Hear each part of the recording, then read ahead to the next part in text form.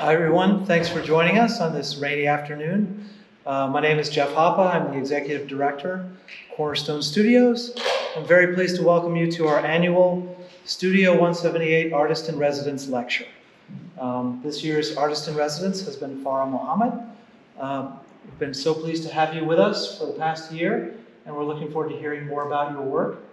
Farah is a Pakistani-American artist who will tell you about her printmaking, about her love of architecture, and about her many journeys across the world and here in New York.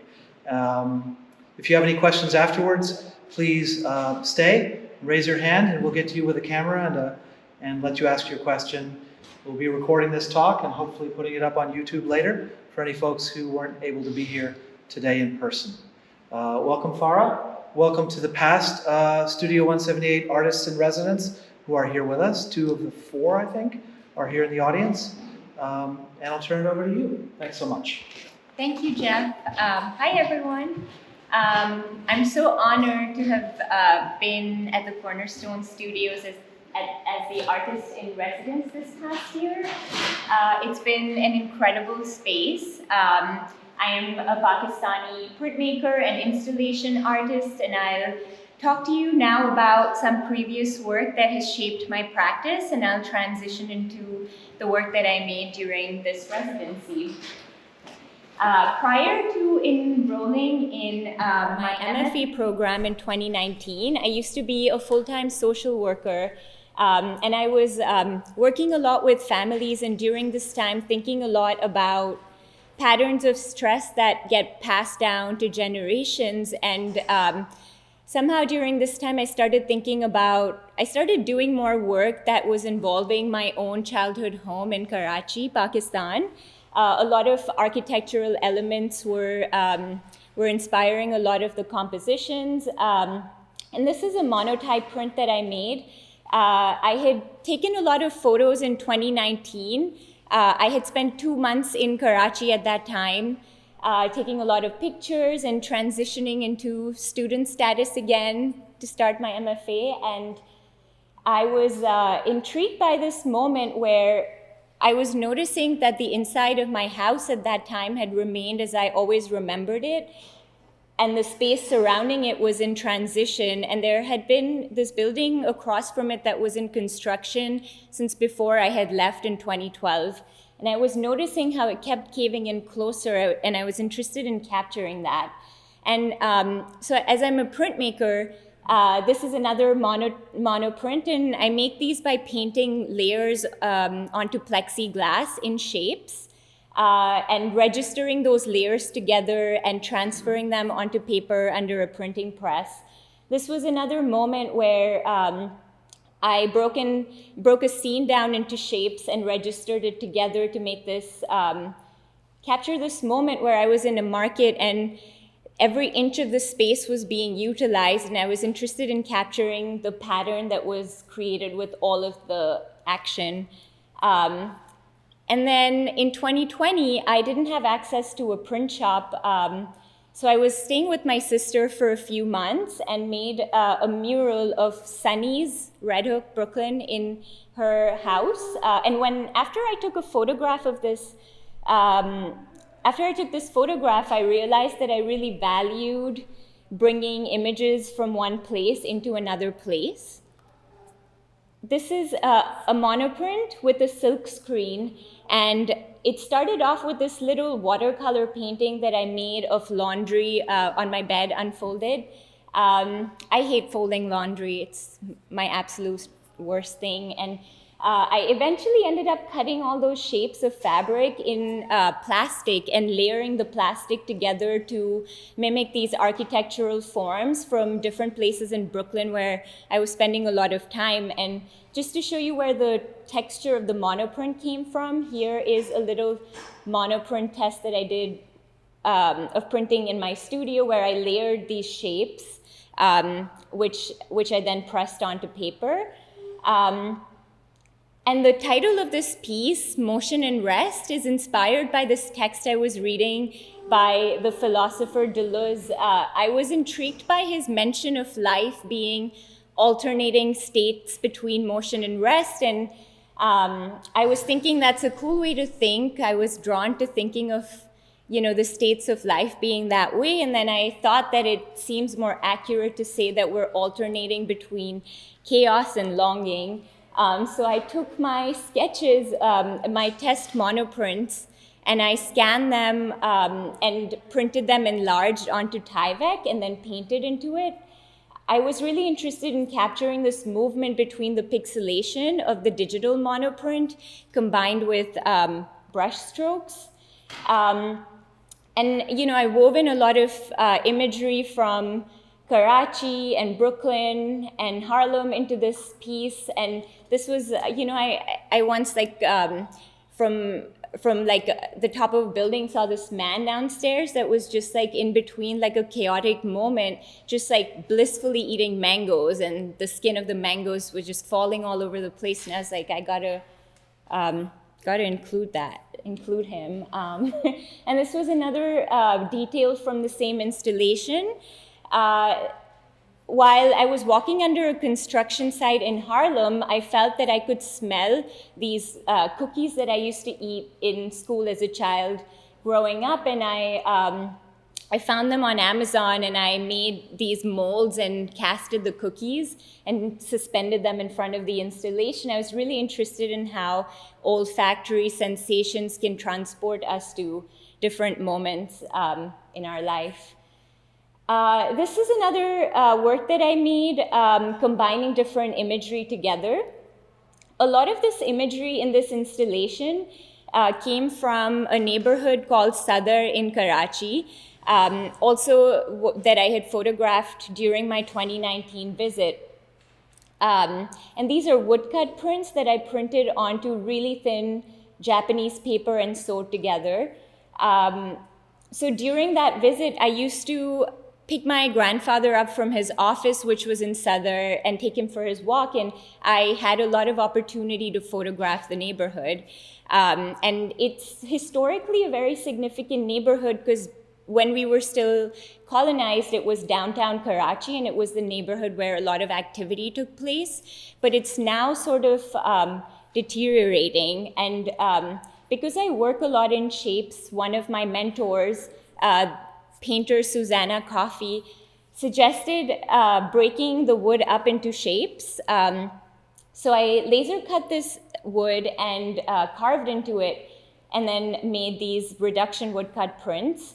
The only thing holding the print to the wall is this sculpture, which I made referencing this light fixture, the shadow from the light fixture in my grandfather's house. So this sculpture pierces the print, and then it fits into these holes in the wall.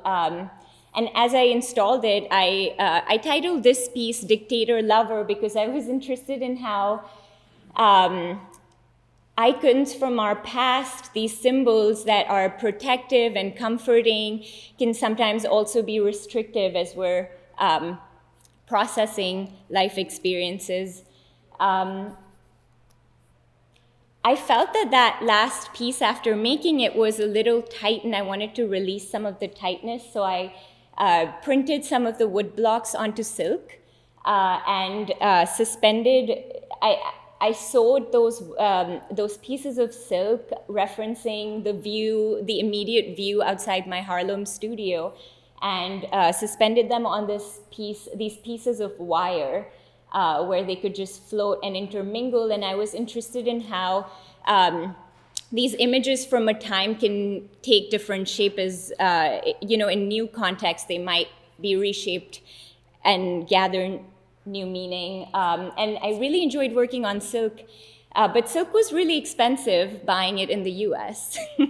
So when I was visiting my mother, I asked her to give me any fabric that she wasn't planning to use, and she gave me this dupatta that she used to wear when my siblings and I were very little.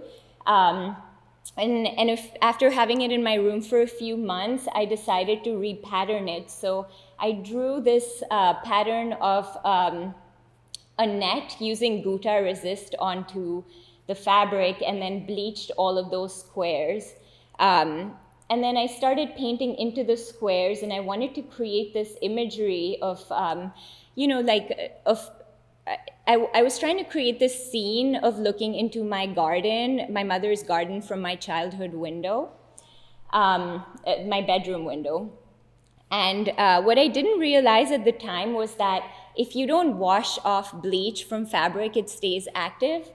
And there was this lady in the hardware store who told me that if I use too much bleach on fabric, the fibers will weaken. And I was like, I'm not even using that much, but a lot of bleach was used in the creation of this piece. So it started I made this piece over months, and that helped me notice over months that there were pieces falling to the ground. So I realized that it was time to give the painting a bath. So I washed it a few times, and after the pieces stopped falling off, I repainted it. And I was really upset by the holes, but then I started looking to, urban things for consolation, and I noticed moments of decay, and this was just, a picture taken on the 181st Street subway station. And I was noticing that this is a part of the piece. And so I kept some of the holes, and I kind of layered the other holes with silk from the previous installation, so that when I installed it, I was noticing that there was these shadows on the wall that kind of looked like glitter, similar to, this, a photo I had taken during a similar period of time on a walk to the studio. And this is a cyanotype print, which is a photographic printmaking process. As much as I like noticing places that are in transition, I'm also very drawn to stillness. And I was drawn to this image right outside my house of this small piece of, land that kind of looked exactly the same as I had always remembered it. Just a small piece of sameness amongst a transforming cityscape. So I created this film using that photo and a little bit of paint, and printed this on silk. And then the image was, I was thinking maybe this is a place that has remained the same because it was left, or no one has inhabited it in a while. It felt a little weighty to me, so I installed it in the woods for an exhibition, and I was really enjoying the way that it danced in nature. At the same time, I was working on this print. This is also a monoprint where I started this print off by, I actually found this image that I had taken in Diyarbakir a few years ago, probably in 2015, where I was noticing that there were, from anywhere in the city, you could notice these buildings on top of a hill. And I found out that these were the residences of the people that were, governing the city. And I decided to do a photo transfer, an acrylic photo transfer, incorporating those buildings on the hill, and then, as per my usual process, wove in imagery from other places that were relevant at the time. So this is a little bit of the process, building it up in layers.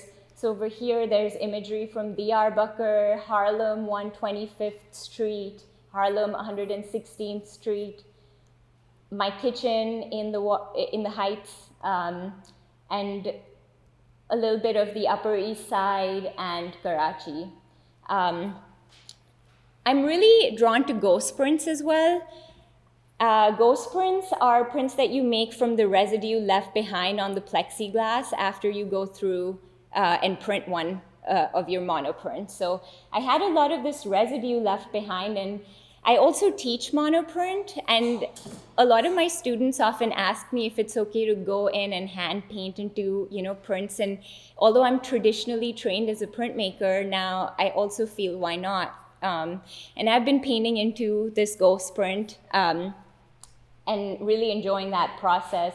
I've been really enjoying seeing the residue next to the printed areas. and the difference in texture that can occur. And I've been using the shapes from my previous print as viewfinders as I continue to investigate my photo archives. This is a picture of my favorite nook in the studio. And so in December, I received my artist visa petition was approved, and 2 weeks ago I returned from Karachi with my passport stamped with it. And this is a photo of this monument called Teen Talwar outside near my house, and it's 3 swords that are placed inside this small roundabout on the road, and they have this text that's supposed to read unity, faith, and discipline. And I never really paid attention to it until discipline fell off. And I was just thinking about how, you know, as I'm now working to maintain this sense of home here and there, and working on moving forward with my career as an artist and an educator, these are some values that I think I want to keep remembering in order to build successfully and upholding discipline as well in my studio practice. And this is, you know, I was thinking 2 days ago about how I had made this etching in 2018, and I was talking to my mother about how I wish I had a photograph of what that site looked like now. I've always been really attracted to taking pictures of the urban landscape, and as a child, my mother used to accompany me on all of those you know, photography sessions, and so she took this picture for me and sent it to me, and I love it because she very accurately captured the exact angle through which I was looking to make this etching. And I was thinking a lot about how working with sites under construction offers me the opportunity to memorialize transitions and, you know, just like keeping track of the time that passes by as we make work, and shifts in architecture feel more visible than shifts that take place internally. And my work is not figurative, but I often think about my work as being about people and changes in the urban landscape that turn out to be markers of things that, you know, we may have gone through and the things we value as a society. And I think of the artwork as a way of taking inventory of these things and reminding us of what we may have overcome. Thank you.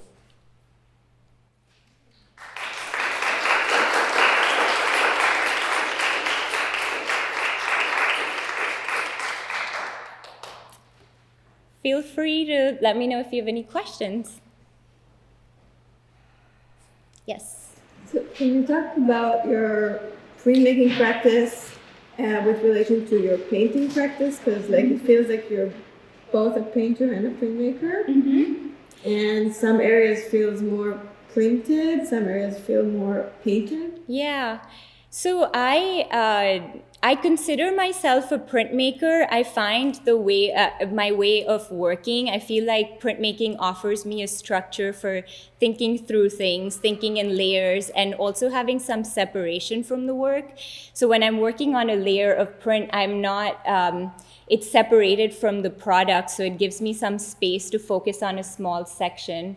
And I also think that the choice of what kind of printmaking you engage in, it's really helpful to think about it in terms of subject matter. So I find it useful that when I'm thinking of depicting buildings that are in transition, I can choose woodcut because the process of carving and printing seems kind of similar to breaking and building, and monoprint feels like a way of collaging but flattening. Silk screen feels like a way of also gaining a surface that doesn't have any brush marks, so just flat surfaces. And then, but I also really enjoy working with paint where the mark making is more immediate, so I go in between. But I think I spend a lot of my time doing both. Susanna Coffey? So what was it like working with her, and how did you see how she or her work influenced you in your work? Yeah, so much. So she was one of my mentors in graduate school, and one of those people that are extremely generous during studio visits. So someone who will hear you out and give a lot of feedback. And I was also working with Susanna to audition some of her work in the Neiman print shop. So I've mixed paint for her. I've carved wood blocks for her. So no, I haven't carved, but I printed wood blocks for her. So I've seen a lot of her work and have been very inspired by her use of color. And she has also curated some of my work in the past. So she's extremely generous, and I consider myself very lucky to have worked with her. Yes. Could you talk a little bit more about your process when collaging different locations and how you kind of navigate building up those spaces? Yeah, so I would say that I started merging spaces together with that one monoprint that I showed with the fabric shapes and the silk screen. And I think that I wanted my work to contain a little bit more texture and be slightly less controlled, because prior to working that way, I always knew exactly what my end result would look like. So there wasn't much surprise in the work. So when I'm taking photographs, I don't really think of using them, but certain ones stay in my mind, and then I end up printing them, and I don't often know which ones I'll use, but somehow in the process I think about like a concept that makes sense with like a certain composition. Or with the last monoprint I showed you, it was, I didn't pre-plan at all. It was the first time I didn't pre-plan at all, but I would show up in the studio and in that moment decide what imagery I was going to incorporate, and it didn't necessarily make sense together. But after finishing the print, I feel like I always find a way in which it ties up together.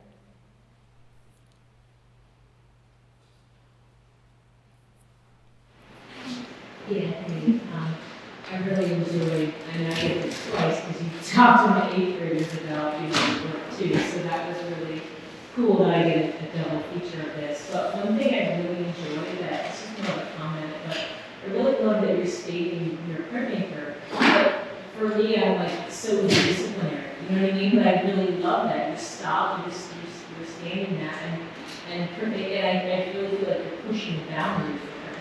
Because it usually is just, you know, it can be so restrictive, but you really are. I mean, sculpturally, fabric, I mean, you really are. But it's like Adelina Martin, I mean, she's just pushing it so much with all the different mediums, but she's like, oh, she's a printmaker. She's like, I'm a printmaker. So it's nice, you know, like, and I think just to push that boundary when we think about drawing or about experimental drawing, all these different forms that can take.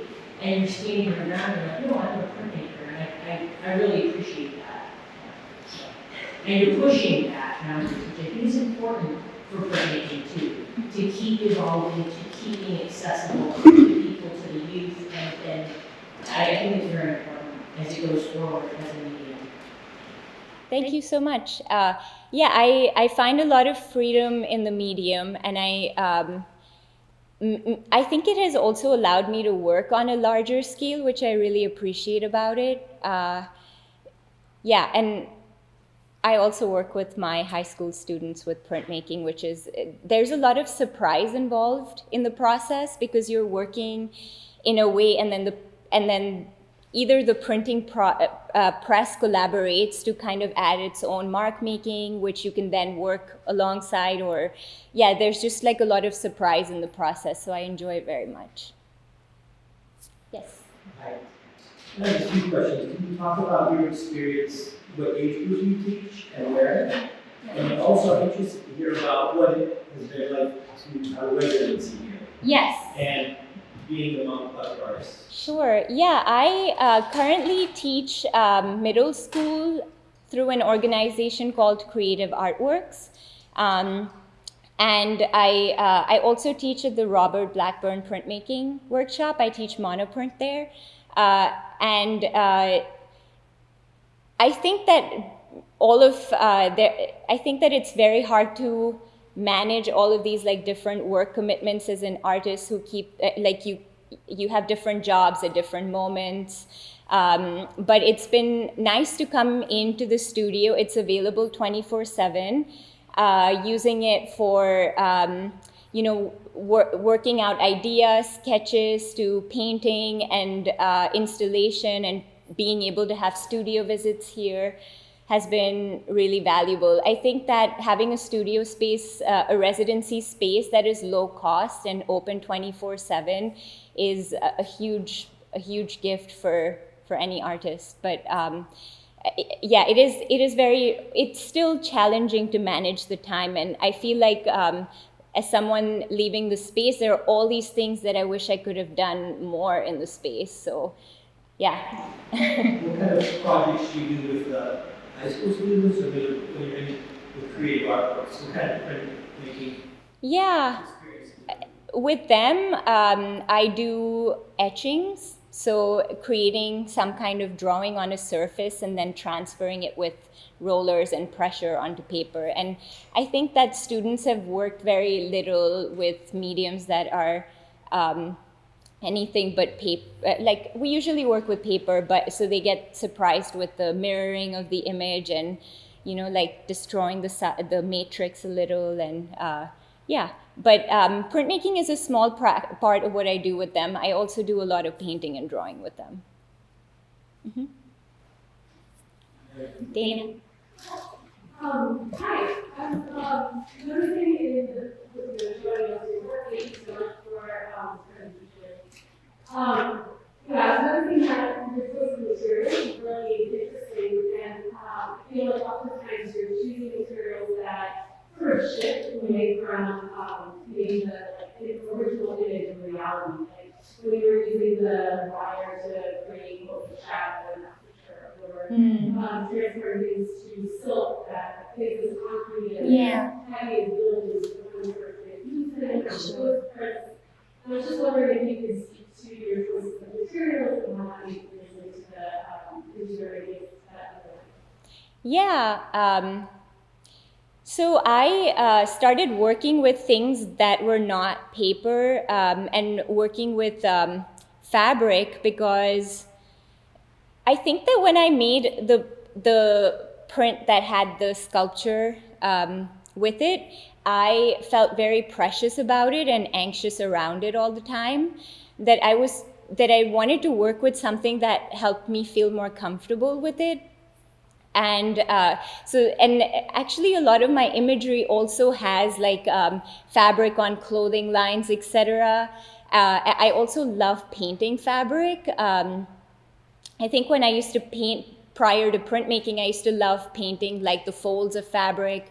So it kind of comes from that interest in that I've painted this before. What if I printed on it? What would that look like? I also was very interested in working with a sewing machine. It's always been something I wanted to try out, so I looked at it as that opportunity to do that.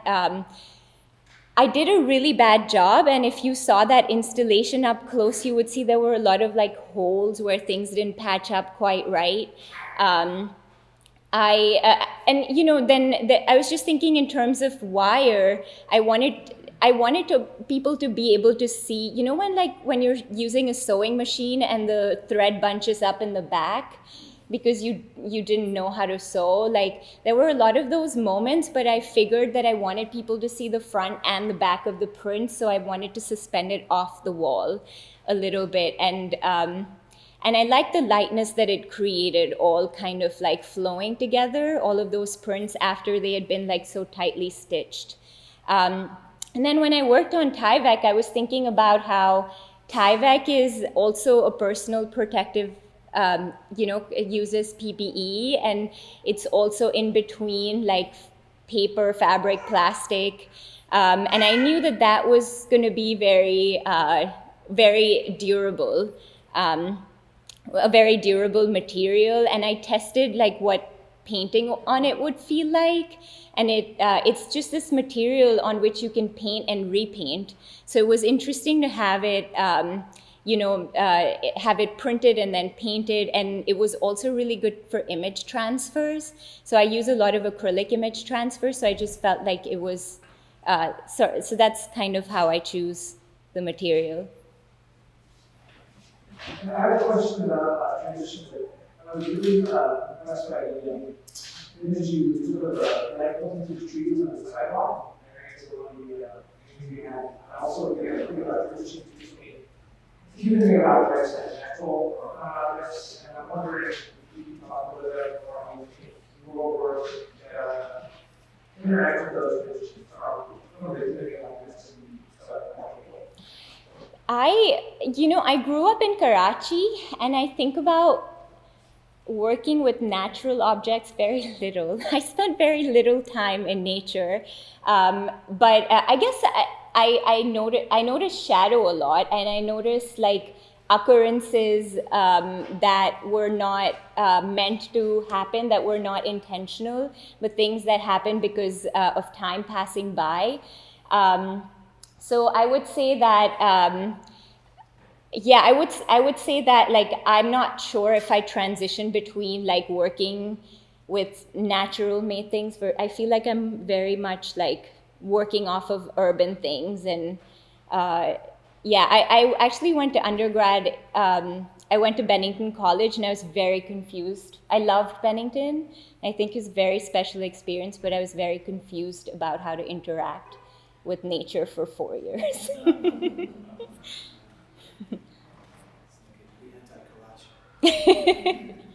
Actually, it's what I always thought heaven would look like. Bennington, just absolutely gorgeous. I just didn't know like what to do in nature as much. I should have gone skiing. I noticed you exhibited a couple of your prints outside in the trees. Yes. What was that exhibition like? Was that just you? Was that other artists as well? It was that exhibition was all installation artists, and it took place in upstate New York at my professor Tomas's house, so in the woods right by his home, and it was all objects and then my printmaking, a little print in the air.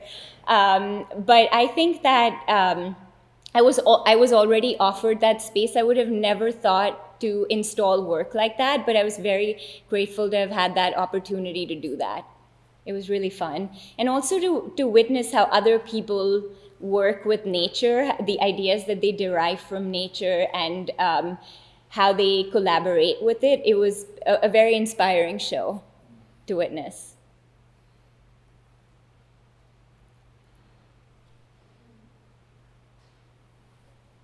Any more questions? Thank you for your talk.